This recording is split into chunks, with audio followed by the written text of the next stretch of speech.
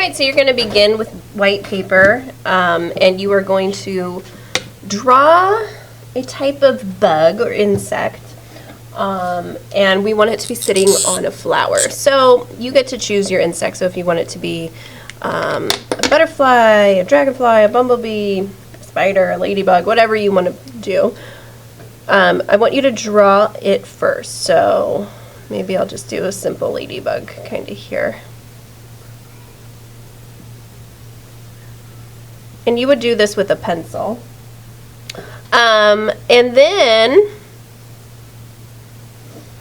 what I'd want you to do is draw the center of your flower. So a flower has a middle part, and then it has all these curved lines right around it to be the petals. Okay? So we're going to make a big flower, and we want our little bug to look like it's in the middle of the flower. So you could draw a circle around your flower. If you want the bug a little above the center, you can make the circle a little lower like this.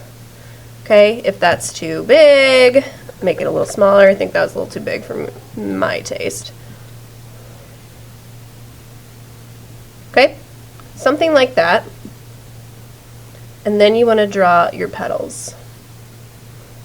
And they can be pointy at the top or rounded at the top. I'm making mine a little pointy. And these are going to go off the paper, which is fine. You want it to be quite large. So something like that. Okay? And then I will show you how we are going to add the color to this.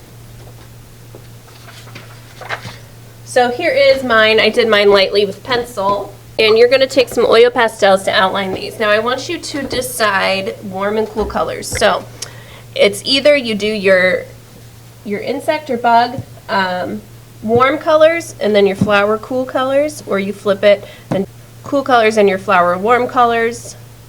So I think I'm going to do a warm colored dragonfly here. So I'm going to pick warm colors. So you have to remember, what are your warm colors? Remember, colors that make you feel hot. Yellows, oranges, and reds typically are your warm colors. And I am just outlining my pencil here. I didn't outline with Sharpie or anything beforehand. I'm just going right over it with oil pastel right on top of my pencil. Okay, so since my dragonfly here is warm colors, then my flower is going to have to be my cool colors. So I'm going to outline that.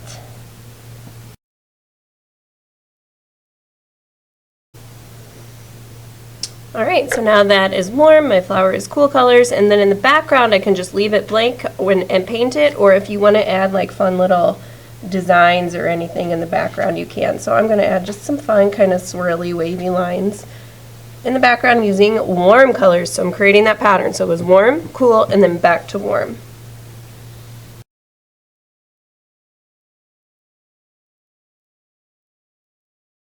From here you want to get watercolor paints out.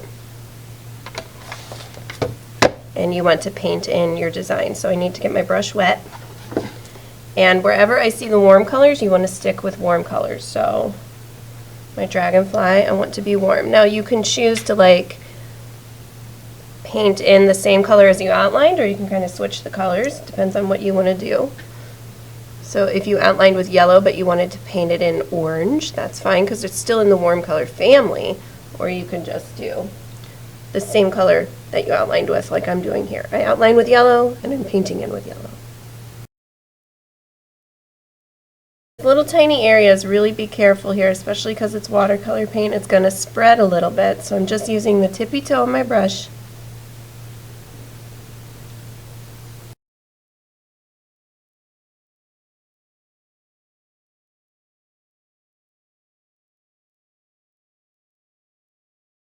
Okay, so now I'm going back to warm colors for my background space. And you're going to notice whatever you color on top of, it's not going to really show, or it's not going to cover up the oil pastel because water and oil don't mix together. So the oil pastel should stay put depending on how hard you pressed and everything like that.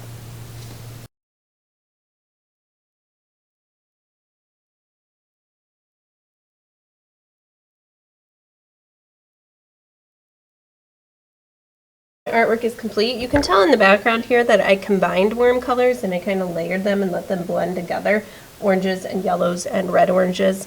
I like the look of that. So you can do that as well if you would like to, or you can just color them flat and plain colors, either one, as long as we're following the color story of using warm and cool. Now I know I should have done this beforehand, but I forgot. But if you want to add like any bits of black to your piece, you can. So my paint has dried a bit, so I'm adding just some black in here to give it a little oomph, if you will.